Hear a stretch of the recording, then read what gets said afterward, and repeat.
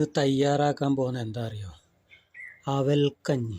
ഇതാ 200 gram അവലെടുത്തിട്ടുണ്ട്, carrot എടുത്തിട്ടുണ്ട്, salt, പിന്നെ പാലുണ്ട്, പിന്നെ ഇത് തേങ്ങാപ്പൂവാണ്. ഇതുണ്ടോ, തേങ്ങാപ്പൂവുണ്ട്. അടുപ്പയിൽ കുറച്ച് വെള്ളം വെച്ചിട്ടുണ്ട്.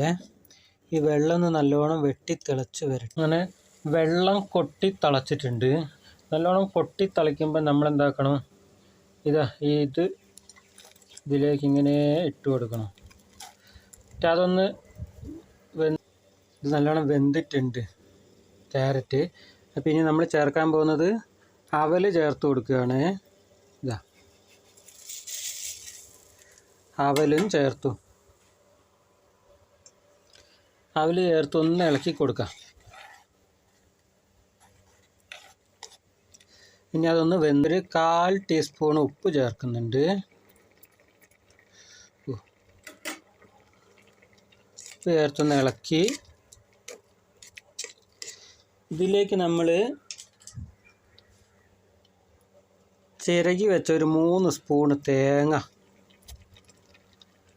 അത് ചേർത്ത് കൊടുത്തിട്ടുണ്ട്. അടുത്ത നമ്മൾ ചേർക്കുന്നത് പാലാണ് കേട്ടോ. പാല് ചേർക്കുകയാണ്.